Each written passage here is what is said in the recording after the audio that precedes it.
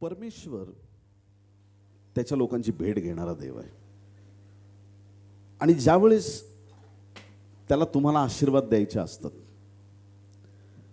त्यावेळेस तो निमित्त शोधतो आणि तो तुमच्याकडे येतो.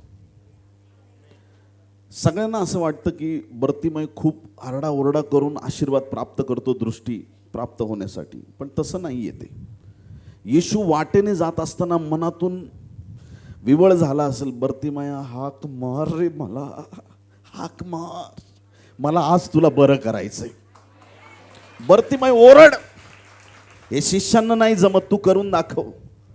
हे बरोबरचे लोक आहेत त्यांना नाही जमत, तू करून दाखव. ओरड रे तू, आज तुझ्या आशीर्वादाचा दिवस आहे. एकदा त्याने ठरवलं ना आशीर्वादित करायचं, कुणीच त्याला थांबवू शकत नाही. तुमची परिस्थिती बदलणं, तुम्हाला आशीर्वादित करणं हे सर्वस्वी त्या देवाच्या हाती आहे. एका व्यक्तीला देवबापांनी निवडलं, त्याचं नाव होतं याकोब. बापाकडे गेला, खोटं बोलला, म्हटलं मी एसाव आहे.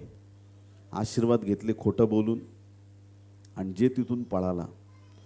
मग त्याच्या आयुष्यात फक्त डोंगराला आग लागली, पळा पळा पळा, बाकी काय उरलं नाही, नुसता पळत राहिला. भावाला घाबरून पळाला, त्या ठिकाणाला घाबरून पळाला, सासरवाडीला गेला आणि मग एका मुलीच्या प्रेमामध्ये पडला.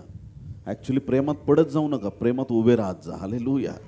हे फक्त येशूचं प्रेम आहे, माणसाला उभं करणारं.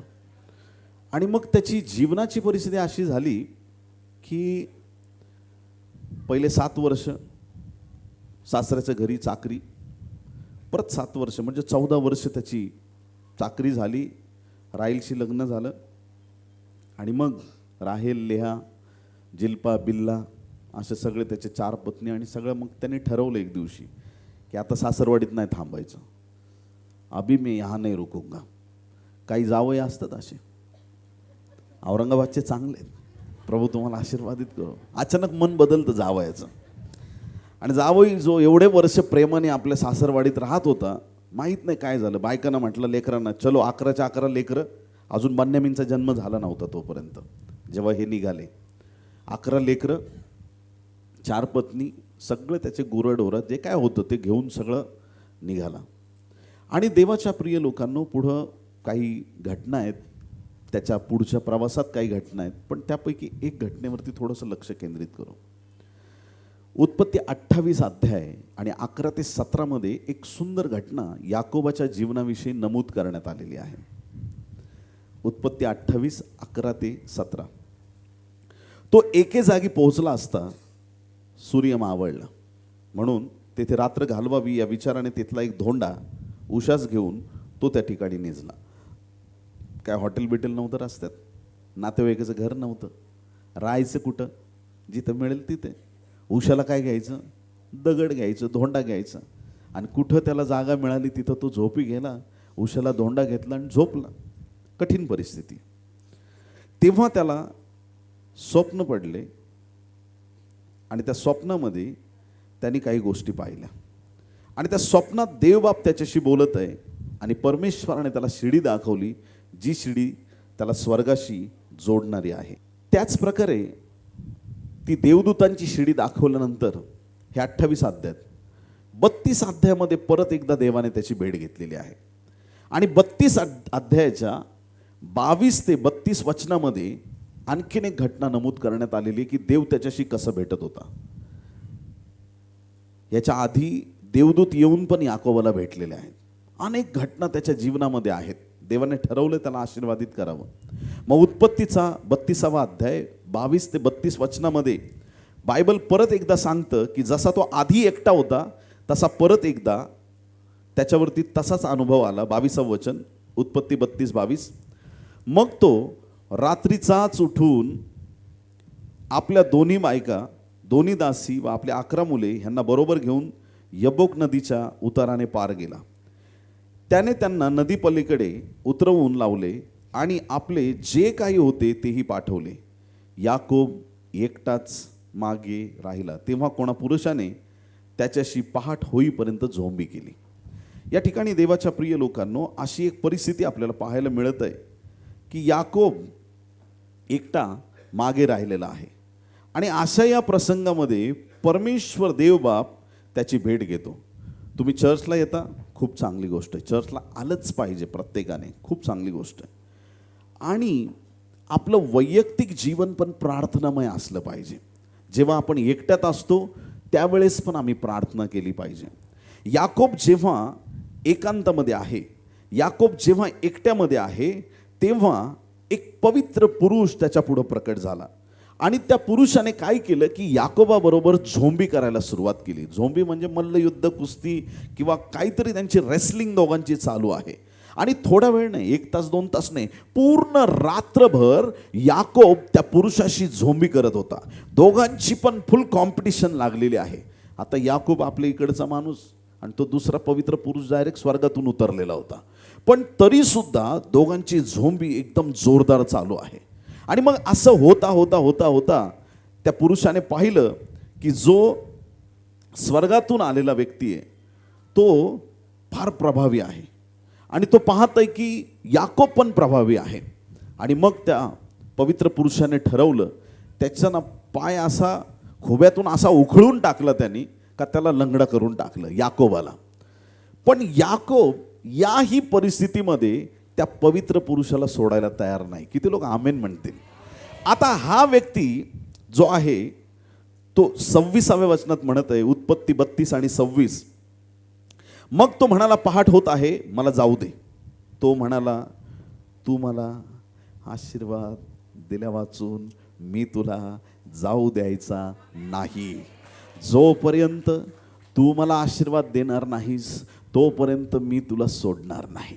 जोपर्यंत तू मला आशीर्वाद देणार नाही तोपर्यंत मी तुला सोडणार नाही. याकोब त्याला धरून ठेवत आहे. तो म्हणतोय मला जाऊ द्या, पण तो याकोब एवढा जिद्दीला पेटलाय की जोपर्यंत तू मला आशीर्वाद देणार नाहीस तोपर्यंत मी तुला जाऊ देणार नाही. असे लोक देवाच्या राज्यात आज पाहिजे आहेत. एलिया सारखे लोक देवाच्या राज्यामध्ये पाहिजे आहेत. जोपर्यंत पाऊस पडत नाही एलिया प्रार्थना करीत राहिला. जोपर्यंत आशीर्वाद मिळत नाही देवाचा दास याकोब त्या पवित्र पुरुषाला तो धरून राहिला, त्याला सोडायला तयार नाही.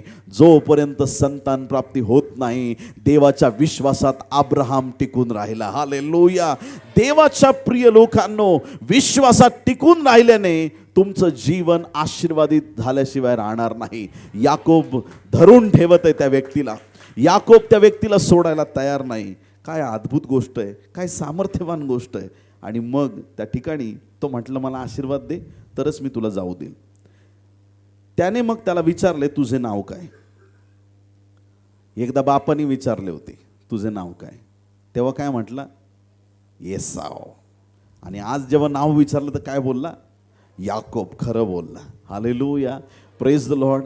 लबाड लोक जेव्हा खरं बोलायला सुरुवात करतात त्यांचे आशीर्वाद कुणी थांबवू शकत नाही. जेव्हा एक व्यक्ती पाप करायचं थांबतो त्याच्यानंतर त्याच्या खऱ्या आशीर्वादांना सुरुवात होते. देवापुढं कुणीही लबाडी करू शकत नाही, देवापुढं कुणी खोटं बोलू शकत नाही. याकोब माझं नाव आहे. आणि जसं तो म्हटला याकोब, त्यावर तो त्याला म्हणाला यापुढे तुला याकोब म्हणणार नाही. हालेलुया. आज तुझं मी नाव बदलत आहे. जेव्हा तू मातेच्या उदरातून आला, तुझा जन्म झाला, त्यावेळेस तुझं नाव ठेवलं होतं याकोब, फसवणारा, युक्तीने हिरावून घेणारा. आज तू म्हणत आहे की आज मी तुझं नाव बदलत आहे. यापुढे तुला याकोब म्हणणार नाहीत तर इस्राएल म्हणतील. हालेलुया.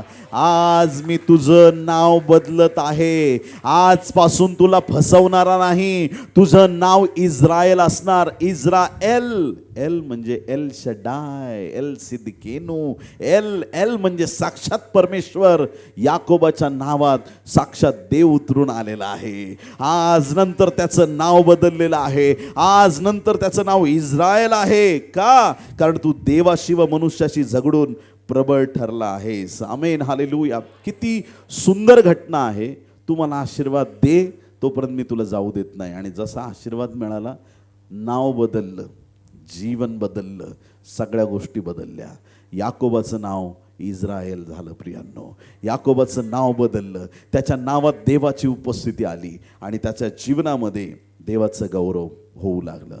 ज्याला पूर्वी लोक याकोब म्हणायचे, हालेलुया म्हणा, ज्याला पूर्वी लोक याकोब म्हणायचे त्याला आता सगळेच इस्रायल म्हणतील. हा, काय प्रभूचं सामर्थ्य आहे. ज्याला पूर्वी याकोब म्हणायचे, याकोब शब्दाचा अर्थ आहे फसवणारा. आता एखाद्याच्या आईने नाव ठेवलं फसवणारा, कसं वाटेल? लेकरांची उपस्थिती चालू आहे शाळेत, अजय प्रेझेंट, विजय प्रेझेंट, विकास प्रेझेंट, हा प्रेझेंट, तो प्रेझेंट, फसवणारा प्रेझेंट. आजपर्यंत त्याला सगळे फसवणारा म्हणत होते, पण देवाची एक भेट त्याला इस्रायल बनवून टाकते. आजपर्यंत लोक तुम्हाला काय म्हणत होते ते सोडा, आज नंतर तुम्हाला आशीर्वादित लोक म्हणणार आहेत. हालेलुया. आजपर्यंत एखाद्याला कोणी म्हणत असेल तू वांज आहेस, पण तिला परमेश्वर संतान देऊन आशीर्वादित करणार आहे. आजपर्यंत एखाद्याला जर लोक गरीब म्हणत असतील, आज नंतर तुम्हाला लोक धनवान म्हणून ओळखतील. आजपर्यंत लोकांनी तुमचा जो अपमान केलेला आहे, देव त्याच्या गौरवात तुम्हाला उभं करणार आहे. देव त्याच्या सामर्थ्यात तुमची वाढ करणार आहे. देवाची एक भेट सगळ्या गोष्टी बदलते. तुम्ही तयार आहेत तुमच्या आशीर्वादासाठी? नक्की तयार आहेत? याकोबाचे आशीर्वाद मोकळे झाले आणि गोष्टी एवढ्यावर थांबल्या नाहीत. फक्त इतकंच झालं असं नाही, परिस्थिती बदलत गेली. परिस्थिती बदलत गेली. एक याकोब इस्रायल झाला. एवढ्यावर देव थांबला नाही. असा देश परमेश्वराने स्थापन केला की त्या देशाचं पण नाव इस्रायल झालं. हालेलुया. याकोबाचं नाव इस्रायल झालं. फक्त त्याचं काही नाव नाही बदललं एकट्याचं.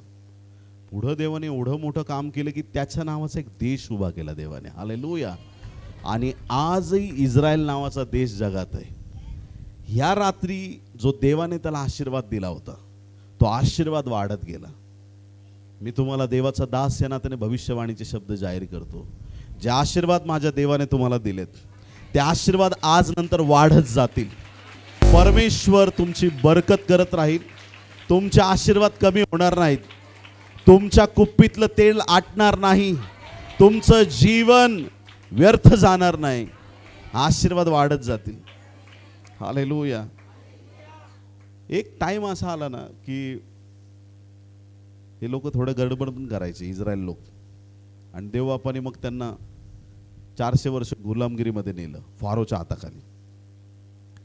आणि त्या गुलामगिरीच्या दरम्यान परमेश्वर त्यांना तयार करत होता आणि देवाने त्यांना प्रॉमिस केलं की मी तुम्हाला कनान देशात घेऊन जाणार आहे. कुठला देश? कनान. आणि ज्यावेळेस यहोशवाच्या नेतृत्वाखाली इस्रायल लोक ज्यावेळेस कनानमध्ये पोहोचले, त्यावेळेस एक चमत्कार झाला. ज्या देशाचं नाव कनान होतं, त्या देशाचं नाव इस्रायल झालं. अनुवाद 6 अध्याय 11 वचन ऐका. जर कनानचं नाव इस्रायल होतंय, एक परकी भूमी परमेश्वर त्याच्या लोकांना देत आहे, तर आज एक आशीर्वाद तुमच्या जीवनावर डिक्लेअर करतो. ऐकताय तुम्ही? आमेन. हालेलुया. अनुवाद 6:11 आज रिसीव करून टाका येशूच्या नावात. अनुवाद 6 अध्याय 11 वचन.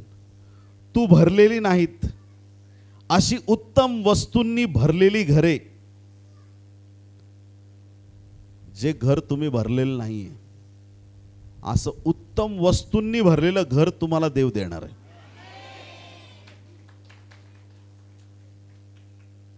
इथं एक अनेक वचनी शब्द वापरलाय. घर नाही म्हणजे औरंगाबादला पण, गावाकडं पण, जिकडं तुम्ही जाल तिकडे परमेश्वर तुम्हाला आशीर्वादित करेल. प्रभूची इच्छा आहे. तू भरलेली नाहीस अशी उत्तम वस्तूंनी भरलेली घरे, तू खोदलेल्या नाहीत अशा खोदलेल्या विहिरी. ज्या विहिरी खोदलेल्या आहेत पण ज्या तुम्ही नाही खोदल्यात, अशा विहिरी प्रभू तुम्हाला द्यायला तयार आहे. आणि तू लावलेली नाहीत असे द्राक्षमळे व जैतून वृक्ष हे सर्व तो तुला देईल आणि तू त्यांचा उपभोग घेऊन तृप्त होशील. परमेश्वर अलौकिक रीतीने काम करणार देव. कनान एका देशाचं नाव होतं, आज त्या देशाचं नाव इस्रायल आहे. हालेलुया. मालकी बदलली प्रियांनो. आधी कनानी लोक तिथले मालक होते, आता इस्रायली लोक त्या भूमीचे मालक आहेत. परमेश्वराने जो पूर्वी कनान होता त्याला इस्रायल केलं, जो पूर्वी याकोब होता त्याला इस्रायल केलं. पूर्वी काही असा एल परमेश्वर तुमच्या जीवनात आल्याशिवाय राहत नाही. परमेश्वर ती परिस्थिती बदलून राहतोच. ही देवाची महान दया, महान कृपा आहे. देवाच्या प्रिय लोकांनो, योहानेच्या 2 अध्यायामध्ये येशू ख्रिस्ताने 1 ते 11 वचनामध्ये कानागावी आपल्या चमत्कारांचा प्रारंभ केला. कानागावी एका लग्नामध्ये येशू ख्रिस्ताला आणि त्याच्या शिष्यांना आमंत्रण होतं. तुम्ही लग्नाला जाता? औरंगाबादला लग्न नाही होत? हॅलो, औरंगाबादला लग्न होतात की नाही? असंच लग्न होतं एकदम काना नावाच्या गावात. आणि त्या ठिकाणामध्ये आमंत्रित केलं होतं प्रभू येशूला आणि त्याच्या शिष्यांना. 12 शिष्य घेऊन येशू तिथं पोहोचलाय. येशूची आई मरिया तिथं आहे आणि लग्न एकदम छान चाललेलं आहे. सगळ्या गोष्टी अगदी व्यवस्थित चाललेल्या आहेत. अचानक 5व्या वचनात काहीतरी गोष्ट येशूची आई चाकरांना सांगत आहे, कारण एक अडचण आली होती की त्या लग्नातला द्राक्षरस संपला होता. आता द्राक्षरस त्या घरात आहे, लग्न घरात आहे. थोडं समजून घ्या, लक्ष 100% दिलं तर कळेल. घर एकच आहे, लग्न घर एक आहे. या घरामध्ये काही पात्र ठेवलेले आहेत की ज्याच्यामध्ये द्राक्षरस होता. किती लोक आमेन म्हणतील? काय होतं त्याच्यामध्ये?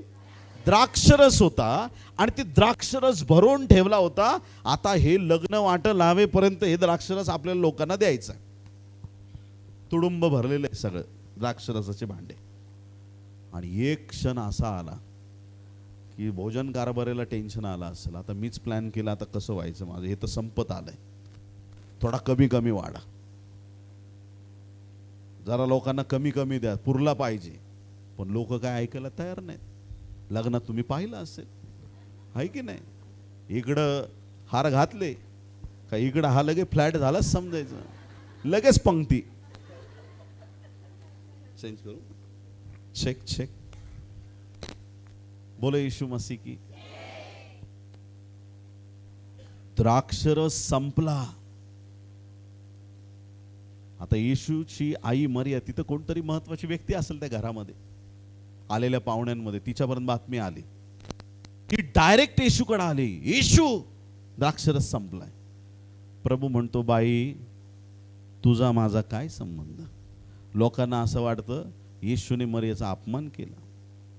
येशूनी चमत्कार करायचं हे मरियेने नाही सांगायचं, त्याचा स्वर्गीय बाप त्याला सांगेल तेव्हा तो चमत्कार करेल. येशू पित्याच्या अधीन आहे, अपमान नाही केला. पण मरिया पण कमजोर नव्हती विश्वासात. तिला माहित आहे गॅब्रियलनी मला सांगितलंय हा देवाचा पुत्र आहे, याला सगळं शक्य आहे. ती डायरेक्ट गेली आणि 5व्या वचनात ती चाकरांना म्हणाली, हा जे काही तुम्हाला सांगेल त्याचा ऐका. हालेलुया. बोलो येशू मसीह की. हा तुम्हाला जे काही सांगेल ते करा. काही सांगितलं ते ऐका. चाकरांनो, येशूचं ऐका. आज आम्ही देवाचे चाकर आहेत. मरिया परत एकदा तुम्हाला सांगत आहे, माझं ऐकू, येशूचं ऐका. कळतं तुम्हाला? मरियेची तुम्हाला विनंती आहे, तुम्ही जर येशूचे चाकर आहेत, देवाचे लोक आहेत, तर येशूचं ऐकलं पाहिजे. आणि मग त्याच घरात जिथं रिकामे झालेले द्राक्षाचे भांडे होते, पात्र होते, त्याच घरात आणखीन काही भांडे आहेत, ते पण रिकामे होते. तेथे पाण्याचे 6 दगडी रांजण यहुद्याच्या शुद्धीकरणाच्या रीतीप्रमाणे ठेवलेले होते. त्यात 2-2, 3-3 मन पाणी मावेल असे ते होते. येशू त्यांना म्हणाला, रांजण पाण्याने भरा, आणि ते त्यांनी काठोकाठ भरले. आमेन. Wow, hallelujah. पाण्याचा द्राक्षरस केला येशूने. माहिती आहे सगळ्यांना पुढं काय घडणार आहे ते. पण यहुद्याच्या शुद्धीकरणाचे भांडे ते. हातपाय धुवायचेत आलेल्या पाहुण्यांना. पाणी कुठं ठेवणार आपण? बाहेर. आणि खाण्यापिण्याचे पात्र कुठं? किचन मध्ये, आत. द्राक्ष रसाचे पात्र आत आहेत. येशू असं पण म्हणू शकत होता, ते द्राक्ष रसाचे भांडे पाण्याने भरा, मी तिथं चमत्कार करणार आहे. ते सगळे बुधले त्यांनी पाण्याने भरले असते, कारण आज्ञा येशूची आहे. पण त्या पात्रांचा प्रभूने उपयोग केला नाही. कान उघडे ठेवून ऐका. जे बाहेर पात्र होते, वास्तविक पाण्यापेक्षा द्राक्षरस महाग आहे. त्या बाहेरच्या पात्रापेक्षा हे पात्र जास्त मूल्यवान आहेत बरं का. हे पात्र द्राक्षरसासाठीच वापरलेले आहेत. बाहेरच्या पात्रांनी आजपर्यंत कधीच द्राक्षरस पाहिला नव्हता. बाहेरच्या पात्रांना आतल्या पात्रांनी एवढी किंमत नव्हती. बाहेरचे पात्र सर्वसाधारण होते. त्या पात्रांनी कधीच द्राक्षरस पाहिला नव्हता. येशूने ते रांजण बाहेरचे त्यांना पाण्याने भरायला सांगितलं. आता ऐका ऐका ऐका. जे आतले आहेत ना, ते सगळे यहुदी लोक आहेत, इस्रायलचे. बाहेरचे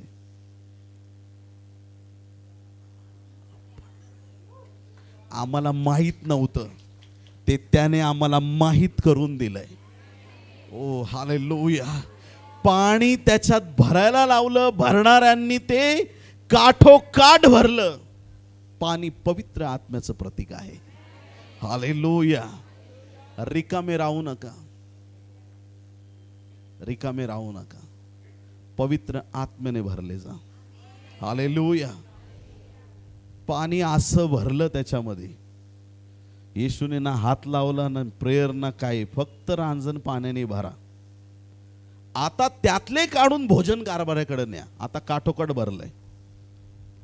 घरी एखादा पाहुणा आला, ग्लासभर आपण पाणी दिलं त्याला, कसं भरतो आपण? हे प्रभू औरंगाबादच्या लोकांवर दया कर. अंगावर सांडल ना त्याच्या पिताना. एखादी गोष्ट काठोकाठ भरली, एक चमचा बुडवला तरी बाहेर सांडल पाणी. थोडं कमी देतो ना, सांडू नये. त्यांनी काठोकाठ भरले. जसं ते काढण्यासाठी काय आत टाकला असेल ना, द्राक्षरस ओसंडून व्हायला असेल. प्रियांनो, भोजन कारभाराकडे नेलं तर त्याला शॉक. आतापर्यंत एवढा भारी तुम्ही जपून ठेवला, काय टेस्ट आहे का? सगळे लोक येथेच प्याले. येशूने हा चमत्कार केला. ज्याला पूर्वी पाणी म्हणायचे त्याला आता लोक द्राक्षरस म्हणत आहेत. ज्याला पूर्वी बेचव म्हणायचे त्याला आता लोक चविष्ट म्हणायला लागलेत. ज्याला पूर्वी बेरंग म्हणायचे त्याला आता रंगीत म्हणायला लागलेत. ज्याला पूर्वी काही किंमत नव्हती त्याला किंमत आली आहे. येशूच्या सामर्थ्याने पाण्याचं असं होतंय. आपलं काय होणार आहे?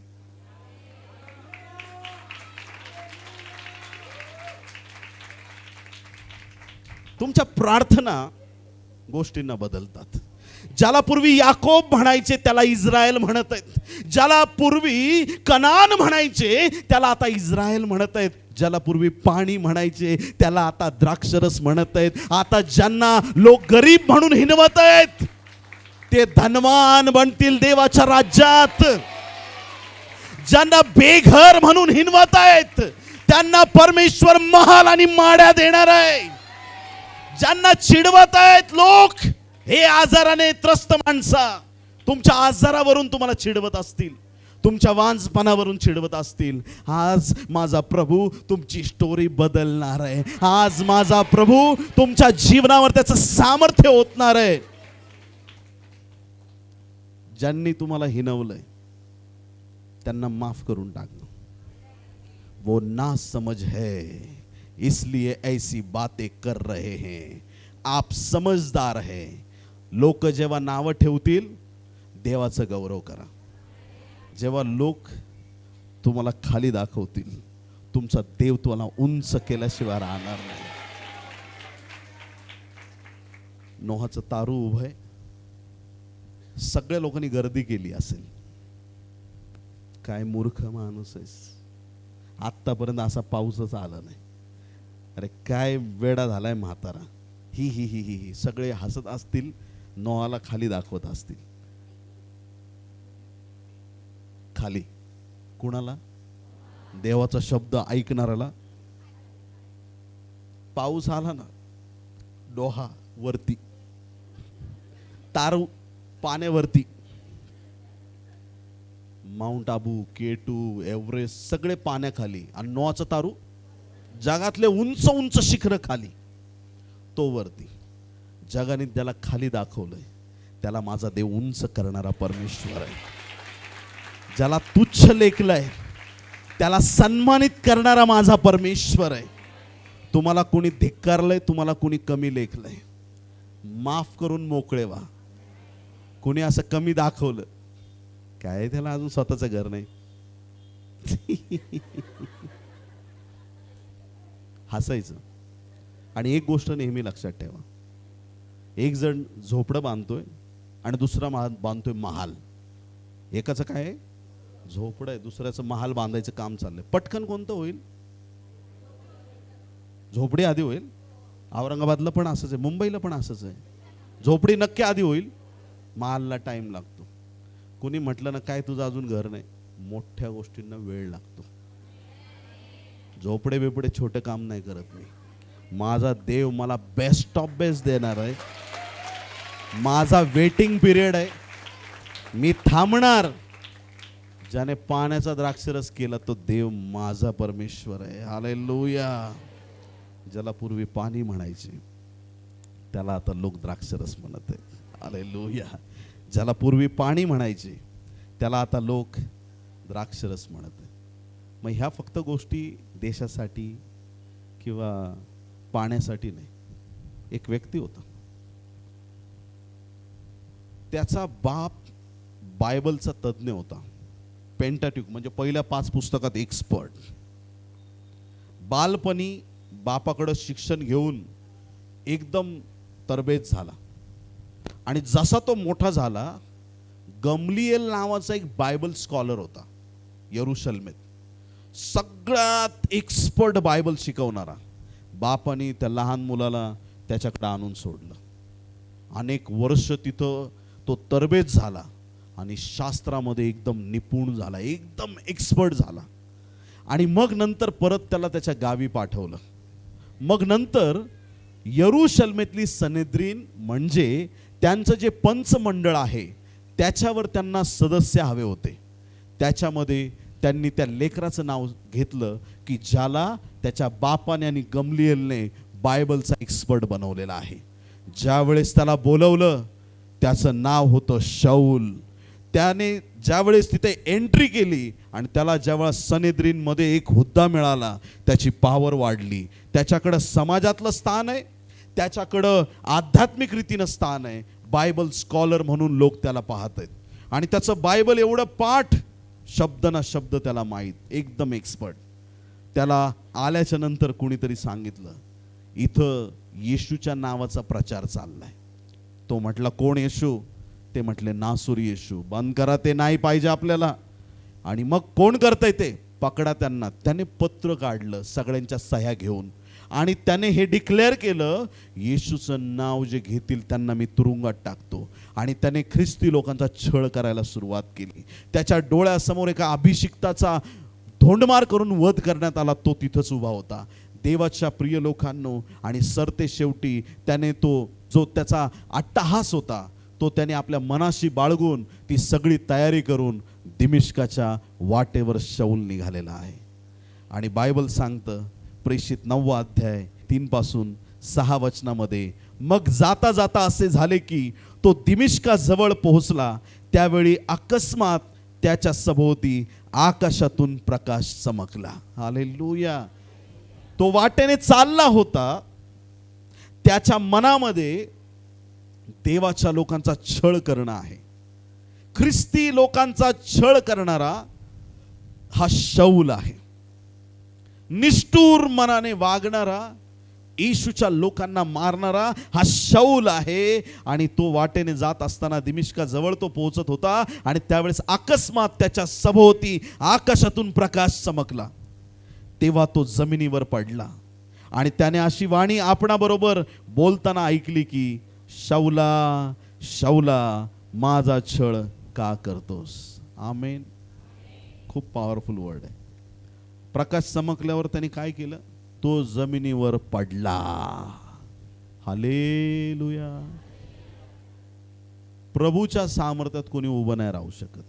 स्वर्गात पण सगळे आमलेट, लोटांगण देवापुढं. हॅलो, देवाच्या उपस्थिती पुढं कोणी थांबू शकत नाही. गल्ल्यात 1 शमूएल 17 मध्ये तिकडून आला, भाला बर्ची सगळे त्याचे सगळे शस्त्र अस्त्र घेऊन आला, आणि दावीद इकडून आपलं गोफन घेऊन 5 दगड खिशात आणि गोफन हातात, काठी वगैरे धरली, आणि आलाय. गल्ल्यात म्हणतो, मी काय कुत्रा आहे का, तू काठी घेऊन आला मला मारायला. देवाच्या प्रिय लोकांनो, इतकं अद्भुत देवाचं काम गल्ल्यात, आणि जे बोलला ते त्याच्या बरोबर झालं. कुत्ते की मौत मारा गया. काय बोलता ते लय महत्वाचं. चुकीचं कधीच बोलायचं नाही. किती लोक आमेन म्हणतील? पहिला धोंडा जे भिरकावला गोफणीतून, गल्ल्यातच्या डायरेक्ट इथंच, आणि गल्ल्यात डायरेक्ट आडवा. किती लोक आमेन म्हणतील? नंतर त्याचा शिरच्छेद केला. दावीदाने एक खूप पॉवरफुल गोष्ट वापरली. तो म्हटला, तू भाला बर्ची घेऊन माझ्याकडे आला, शस्त्र घेऊन माझ्याकडे आला, पण मी माझ्या परात्पर देवाचं नाव घेऊन तुझ्याकडे येत आहे. माझ्या देवाच्या नावाने मी तुझ्याकडे येत आहे. तू शस्त्र घेऊन आला, मी माझ्या देवाला घेऊन येत आहे. म्हणजे काय केलं माहिती दावीदाने? युद्धासाठी तो स्वतः गेलाय, गल्ल्यात तर समोर उभा आहे. तो तिकडून फुल तयारीत आहे, आणि मध्ये दावीद म्हणतो, माझ्या बरोबर युद्ध नाही, माझ्या देवाबरोबर तुझं युद्ध आहे. तुमचे युद्ध तुमचा देव लढणार आहे. तुम्हाला नाही कळालं? तुमचे स्ट्रगल परमेश्वर पाहणार आहे. तुमच्या जीवनातलं दुःख प्रभू दूर करणार आहे. तुमच्या जीवनातल्या सगळ्या अडचणींना प्रभू दूर करणार आहे. इतकं अद्भुत सामर्थ्य एका दगडात गल्ल्यात खाली पडला. देवाची उपस्थिती वैराला चित करणारी. पलिष्ठांना कराराचा कोष सापडला, उचलला त्यांनी. त्यांना वाटलं चला आपला आणि त्यांचं एकत्र राहील. त्यांनी डायरेक्ट दागोनाच्या पुढं नेऊन ठेवला, आणि जसं दागोना पुढं ठेवलं नेऊन कराराचा कोष, दागोन खाली पडला. हालेलुया. देवाची उपस्थिती तुमच्या वैऱ्यांना पाडणारी आहे. हालेलुया. देवाची उपस्थिती, म्हणून काही मागू नका, प्रभूची उपस्थिती मागा. जशी देवाची उपस्थिती आली, हा ख्रिस्त विरोधक, येशूच्या लोकांचा छळ करणारा शौल जागीच खाली पडला, आणि त्याने त्याच्याबरोबर बोलताना एक वाणी ऐकली आणि अशी म्हटली, शौला शौला माझा छळ का करतोस. तेव्हा तो म्हणाला, प्रभू तू कोण आहेस? प्रभू तू कोण आहेस? त्याने म्हटले, ज्या येशूचा तू छळ करतोस तोच मी आहे. हालेलुया. ज्या येशूचा तू छळ करतोस तोच मी आहे. मंडळीचा छळ म्हणजे येशूचा छळ आहे. हालेलुया. सोपं नाही आहे. आमेन. हालेलुया. बायबल सांगतं तुम्ही देवाच्या डोळ्यातील बाहुली आहात. बाहुली कळतं? खेळायची नाही लहान मुलांची, डोळ्यातली काळी बाहुली. किती नाजूक आहे माहिती आहे डोळा. तुमच्या डोळ्याला काही हात लागला कोणाचा, तुम्ही म्हणता का बरं वाटते लाव अजून? नाजूक आहे, स्पर्श पण नाही करू शकत, एवढा नाजूक आहे. तिथं हात लागला ना त्या डोळ्याच्या भावलीला, माणसाची तळपायाची आग मस्तकाला, डोळ्यातून अश्रूच व्हायला सुरुवात होते. अशी डोळ्यातली बाहुली तुम्ही आहात. येशू ख्रिस्त वाटेने चालला होता, रक्तस्रावी त्याच्या वस्त्राच्या काठाच्या गोंड्याला शिवली. येशू म्हणतो माझ्यातून शक्ती निघाली, कोणी मला स्पर्श केला. एवढंच समजून घ्या की ज्याच्या वस्त्राला हात लावलेला कळतंय, त्याच्या बाहुलीला हात लावलेला कळणार नाही. आणि आमचे लोक म्हणत बसतायत, प्रभू आता किती दिवस मी छळ सहन करायचा? अरे गप, सगळं तुझ्या देवाला दिसतंय, तुझा प्रभू पाहतय. फक्त गप्प बस आणि बघ त्याचे चमत्कार काय घडतायत तुझ्यासाठी. फक्त त्याचा गौरव करायला सुरुवात कर. परमेश्वर तुझी परिस्थिती बदलल्याशिवाय राहणार नाही. परमेश्वर तुझ्या जीवनाला आशीर्वाद केल्याशिवाय राहणार नाही. या शाऊलाची अशी भेट घेतली देवानी, थरथर कापत आश्चर्यचकित तो झाला. आणि तो विचारतो की प्रभू मी काय करावे अशी तुझी इच्छा आहे? शाऊल देवाला विचारतो, उठ नगरात जा, तुला काय करायचे तिथं गेल्यावर सांगण्यात येईल. आंधळा झाला, आंधळा. हालेलुया. 3 दिवसांनी त्याला दृष्टी आली. पण पुढे ना गोष्टी बदलत गेल्या. ज्याला पूर्वी शाऊल म्हणायचे त्याला आता लोक संत पौल म्हणून ओळखत आहेत. हालेलुया. हे देवाचं सामर्थ्य. काही बहिणी म्हणतात असं, लई पास्टर लोकांनी प्रार्थना केली पण माझा नवरा काही बदलणारच नाही. तुझी जी इच्छा नाही तो कोणाची प्रार्थना बदलेल त्याला? हालेलुया. खूप प्रार्थना केल्या माझ्या पत्नीसाठी पण ती काही सुधारायचं नाव घेत नाही. ती नाही सुधारणार. तुझ्या मनात तू ठरवले नाही सुधारणार तर खरंच नाही सुधारणार. काही लोक मनात पक्की गाठ मारून ठेवतात, काही झालं तर हा नाही सुधारणार. शाऊल बदलण्यासारखा नव्हता. ज्याची भेट येशू बरोबर होते त्याचं मन बदलल्याशिवाय राहत नाही. त्याच्यातली दुष्ट शक्ती निघून गेल्याशिवाय राहत नाही. त्या व्यक्तीतलं पाप आणि त्या व्यक्तीतल्या वाईट गोष्टी त्याला सोडल्याशिवाय राहत नाही. प्रभूकडं जे सामर्थ्य आहे ते सामर्थ्य बदलून टाकणार आहे. कठीण मनांना ते बदलून टाकणार आहे. ज्याला पूर्वी कनान म्हणायचे त्याला आता लोक इस्रायल म्हणत आहेत. ज्याला पूर्वी पाणी म्हणायचे त्याला आता द्राक्षरस म्हणत आहेत. ज्याला पूर्वी शाऊल म्हणायचे त्याला आता ते संत पौल म्हणत आहेत. जो विरोधक होता तोच घरचा माणूस झाला. हालेलुया. प्रभूला धन्यवाद. काय रीतीनं लोक तुम्हाला आज हिनवत आहेत. कुठल्या गोष्टीत तुम्हाला असं वाटतं की तुम्ही मागे पडलेला आहात? तुमच्या जीवनातला कुठला विकनेस आहे ज्याच्यामुळं तुम्हाला नेहमी वाटतं की देवा माझ्या जीवनात ही उणीव का आहे? जे लेकरं शाळकरी आहेत, अभ्यास करणारे, कॉलेजात जाणारे, मी तुमच्याशी बोलत आहे. माझ्या डॉक्टरकीच्या शेवटच्या वर्षाला मला देवबापाने सांगितलं की हे करता करता हॉस्पिटल मॅनेजमेंटचा पण कोर्स कर. ॲडमिशन घेतलं चेन्नई युनिव्हर्सिटीत. हा अभ्यास तो अभ्यास, आणि मला काही वेळच मिळाला नाही अभ्यास करायला. 8 दिवसावर परीक्षा आली आणि डॉक्टरकीचा अभ्यास खूप होता, हॉस्पिटल मॅनेजमेंटचा पण भरपूर होता, पण तो करायला वेळ नाही मिळाला. आणि मुंबईत परीक्षा असल्याने मी मुंबईत गेलो 8 दिवस आधी. म्हटलं आता मस्त 8 दिवस जेवढा होईल तेवढा अभ्यास करू प्रभूच्या नावात, रात्रंदिवस. माझा आजही 21 तास बसायचा स्टॅमिना आहे. तुम्ही ऐकताय चर्च? बसलो तर बसलो प्रभूसाठी पण. आणि 8 दिवस अभ्यास करू म्हटलं आणि पास होऊन जाऊ ह्या परीक्षेमध्ये, काहीतरी परिश्रम करू. घरी गेलो आणि मला कळालं घरी पाहुणे आलेत. आणि आता पाहुणे आलेत, घरात बसायला जागा नाही. काय करायचं समजेना. डबल माळ्याचं घर आणि त्याला एक शिडी आहे, जिना. त्या जिन्यावरती बसून मी अभ्यास केला. 8 दिवस फक्त वाचत होतो, पवित्र आत्म्या माझं सहाय्य कर. 8 दिवस फक्त जिन्यावरती तिथंच बसून राहायचं. सकाळ दुपार संध्याकाळ कधी पण त्या जिन्यातच बसलेला असणार. तिथंच माझा अभ्यास सगळा चाललाय, तिथंच प्रार्थना सगळं तिथंच. घरच्यांना डिस्टर्ब नाही, कोणाला नाही, पण फक्त प्रभू मला पास कर. जेव्हा एक्झाम झाली ना माझा रिझल्ट आला, त्यांनी सांगितलं तुम्ही युनिव्हर्सिटी टॉप केलं doctor. Hallelujah, praise the Lord. ह्या टाळ्यांच्या लायकीचा मी नाहीये, ह्या टाळ्या येशूसाठी आहेत प्रियांनो. हालेलुया. कारण तुम्हाला सांगतो की ज्या लेकरांना जे विषय कठीण वाटतात, हे माझ्यासाठी कठीण आहे, आणि ते पुस्तकं लेकरं उघडतच नाहीत. जो विषय कठीण आहे ते पुस्तक बंद करून ठेवतात लेकरं, त्याच्याकडे लक्ष नाही देत. जे कठीण आहे ते हाताळायला सुरुवात करा. येशूचा आत्मा तुमच्या कठीण गोष्टी सोप्या करून टाकेल. इंटरव्ह्यूला जाताना प्रभूला बरोबर घेऊन जा.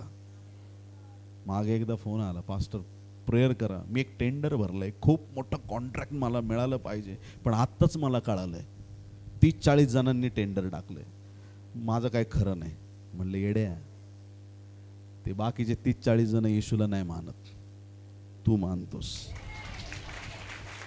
Praise the Lord. दिलं देवाने, त्यालाच कॉन्ट्रॅक्ट दिलं. हालेलुया. परमेश्वर आहे, तो काम करणारा देव आहे अद्भुत रीतीनं.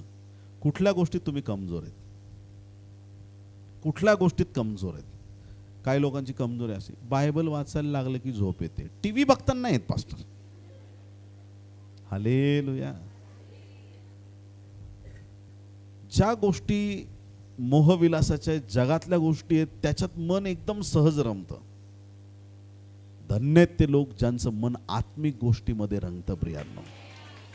ज्यांच्या मनाला गोडी वाटते देवाबद्दलच्या गोष्टी जाणून घेताना, ते धन्य आहेत लोक. त्यांचा प्रकाश चमकत राहील, कधीच ते अंधाराने ग्रासले जाणार नाहीत. कुठली गोष्ट आहे तुमच्या उणीवीची? एखाद्या आजाराने तुम्हाला तणावात आणलंय का? घरातल्या काही परिस्थितीने तुम्हाला दुःखी केलंय का? कोणाच्या वागण्याने तुम्ही दुःखी झालायत का? कोणाच्या अपमानामुळे तुम्ही नाराज आहेत का? लोक तुम्हाला गरीब आणि कंगाल समजत आहेत का? कर्जबाजारी आहात का? या अपयशी आहात का? काय तुमच्या जीवनामध्ये संकट आहेत? हरलेलं जीवन जगताय का? अपयशाचं जीवन जगताय का? काय अडचण आहे? ज्या येशूने पाण्याचा द्राक्षरस केला, तो येशू आज रात्री इथं आहे. ज्याने याकोबाचा इस्रायल केला, ज्याने शाऊलाचा पौल केला, तो येशू आज रात्री इथं आहे. मी सहज बोलत नाही, मी बायबलच्या पुराव्यानिशी बोलतो. हालेलुया. 1 शमूएल 22 अध्याय 1 आणि 2 वचन. काय झालं? दाविदाच्या विरुद्ध शाऊल राजा होता. जुन्या करारातला शाऊल, हा वेगळा आहे बरं का, नवीन करारातला नाही. ह्या शाऊलाच्या मनात दाविदाविषयी खूप तिरस्कार भरला होता, कारण लोक दाविदाची खूप वाहवा करत होते आणि राजाला कमी लेखत होते. अशा परिस्थितीमध्ये राजाने ठरवलं दाविदाला मारून टाकायचं, दाविदाचा जीव घ्यायचा शाऊलाने ठरवलं. दावीद पळून गेला अदुल्लामाच्या गुहेमध्ये, आणि ज्यावेळेस तो तिकडे गेला, ऐका 1 शमूएल 22 1 आणि 2.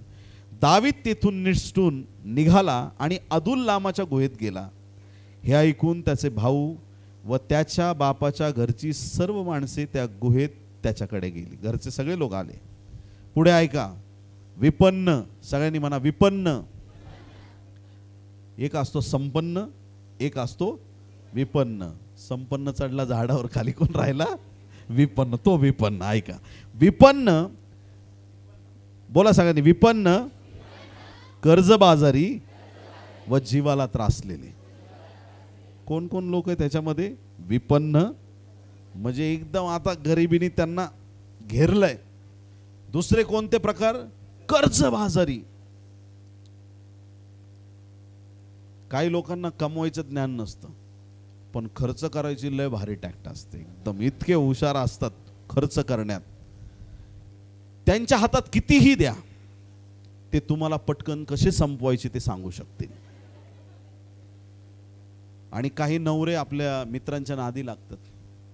माझ्या मित्रांनी नवीन स्कीम आणली आहे, फक्त 1 लाख द्यायची, 5 लाख मिळतील तुला. 5 लाता बसतील बाळा, 5 लात बसतील तुला, 5 लाख नाही मिळणार. चंचल धनाकडे आपलं मन लावू नको. देवाला द्यायचंय ते तुम्हाला झोपेतही देऊन टाकेल. हालेलुया. वाढीदिडीसाठी आणि नको त्या चुकीच्या कामात कधीच हात घालू नका. चांगले चांगले लोक फसतात. हे लोक कसे झालेत? विपन्न, कर्जबाजारी, जीवाला त्रासलेले कसे असतात लोक? जगूच नाही असं त्यांना वाटतं, असे जीवाला त्रासलेले असे सर्व लोक त्याच्याजवळ जमा झाले दाविदाकडं. तो त्यांचा नायक झाला. सुमारे 400 पुरुष त्याच्याजवळ जमले. किती लोक आले? 400. पण सगळे कसे? कर्जबाजारी, विपन्न, जीवाला त्रासलेले 400 लोक आले. ही देवाच्या सामर्थ्याची ओळख आहे प्रियांनो, देवाच्या सामर्थ्याची. शाऊल राजा होता त्यावेळेस त्याला एखादा जर योद्धा मिळाला, त्याला वाटलं अरे वा काय भारी युद्ध लढतोय, चल ये. येशू ख्रिस्ताने असं कधीच केलं नाही. सुवार्तेच्या कार्यासाठी त्याला शिष्य पाहिजे होते. त्या काळात खूप लोक बायबलचे तज्ञ होते, त्यांना नाही घेतलं. मासेमारांना, जकातदारांना, साधारण लोकांना त्याने घेतलं आणि त्यांना असाधारण त्याने बनवलं. या ठिकाणी सुद्धा दाविदाने 400 विपन्न लोकांना जवळ घेतलंय, कर्जबाजारी लोकांना आपल्या जवळ घेतलं, आपल्या बरोबर जीवाला त्रासलेल्या लोकांना घेतलं. आणि जेव्हा तुम्ही त्यांचं पुढं काय झालं पाहाल, हे 400 लोक दाविदाचे महान लढवय्ये झाले. Hallelujah, praise the Lord. ज्यांना लोक कर्जबाजारी म्हणायचे, आता लोक त्यांना योद्धे म्हणत आहेत. हालेलुया. ज्याला पूर्वी कधी कनान म्हणायचे, त्याला आता लोक इस्रायल म्हणत आहेत. ज्याला पूर्वी पाणी म्हणायचे, त्याला आता द्राक्षरस म्हणत आहेत. हालेलुया. परमेश्वर तुमची स्थिती बदलणारा देव आहे. आज रात्री आपल्या स्वतःच्या जीवनावर फोकस करा. कुठली गोष्ट घेऊन प्रभूच्या भवनात तुम्ही आलेले आहात? कुठल्या गोष्टीसाठी तुम्ही आज अंतःकरणापासून देवाला हाक मारत आहात? मी सहज बोलत नाही आणि मी तुम्हाला सांगणार नाही मी प्रॉफेसी करतो 10 वर्षांनी आणि 20 वर्षांनी. कान उघडे ठेवून ऐका. आज रात्री तुमच्या चमत्काराची वेळ आहे. आज रात्री माझा देव तुमची भेट घेणार आहे. आजची रात्र देवाच्या गौरवाची रात्र आहे. ज्यांना शून्य समजत आहेत लोक, परमेश्वर त्यांना उंच करणार आहे. हालेलुया. बोला येशू मसीह की